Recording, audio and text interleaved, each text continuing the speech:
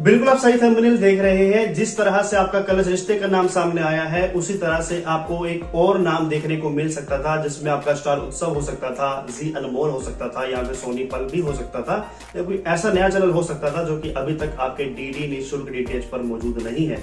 लेकिन इस पर हुआ क्या है, प्रसार भारती ने एक बहुत ही बड़ी गलती कर दी है, जिसका खमियाजा हम सभी ऑडियंस को भुगतना होगा। ये तो आप सभी जानते ही हैं कि MPG4 में भी एक स्लॉट खाली बना हुआ है और MPG2 में भी केवल एक ही स्लॉट खाली बना हुआ है।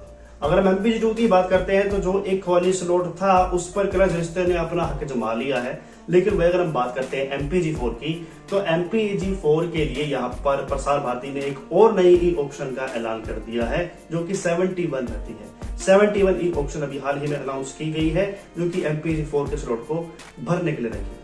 लेकिन अगर प्रसार भारती एक ऐसा फैसला ले लेता जिससे हम सभी ऑडियंस का भला हो जाता, तो इनका भी नुकसान नहीं था और ना ही ऑडियंस का नुकसान था। ऑडियंस को भी अच्छा खासा देखे जाने वाला चैनल मिल जाता और प्रसार भारती को भी अच्छा खासा बड़ा रकम मिल जाता। इसके बारे में और भी डिटेल में बात करेंगे हम कि आखिर ऐसा क्या हुआ है। पूरी जानकारी इस वीडियो में आपको मिलेगी। चैनल पहली बार आए हैं, अभी सब्सक्राइब कीजिए, बेल आइकन को प्रेस कीजिए आने वाले समय में हमारी वीडियोस नोटिफिकेशन सबसे पहले प्राप्त करते रहने के लिए। तो चलिए जान लीजिए कि आखिर प्रसार भारती ने ऐसा किया क्या है। कहने का मतलब ये है कि MPEG2 में केवल एक ही स्लॉट खाली था, जिसको कलश रिश्ते ने ले लिया है।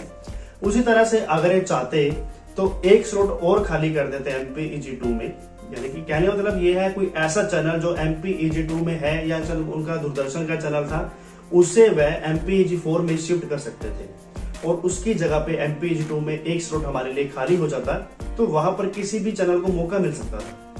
आप समझ रहे हैं इस बात को। अभी तक की बात करें तो MPG2 में एक स्लॉट के बजाय 2 स्लॉट हो जाते अगर किसी दूरदर्शन के चैनल को जो MPEG2 में आ रहा है वो MPG4 के खाली स्लॉट में भेज दिया जाता और उनको MPG4 के लिए ई ऑप्शन करने की भी आवश्यकता नहीं पड़ती।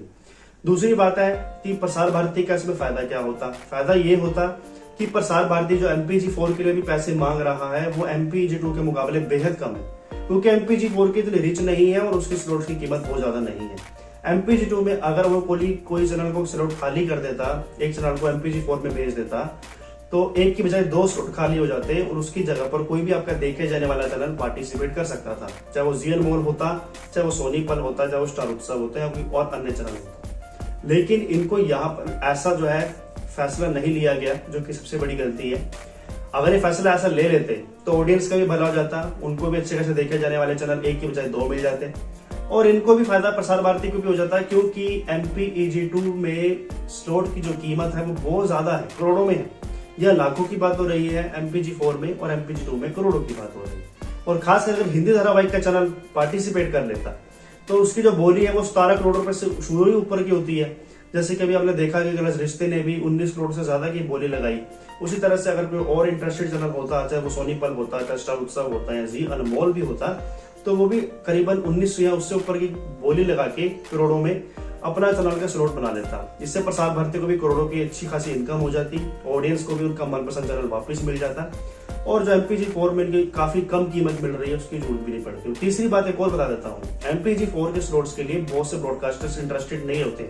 वो नहीं चाहते कि वो अपने चैनल को MPG4 में लॉन्च करें, इसलिए इनकी जो प्रक्रिया होती है MPG4 के लिए ई ऑप्शन की, वो भी कई बार व्यर्थ हो जाती है, खराब हो जाती है जब कोई चैनल भाग ही नहीं लेता।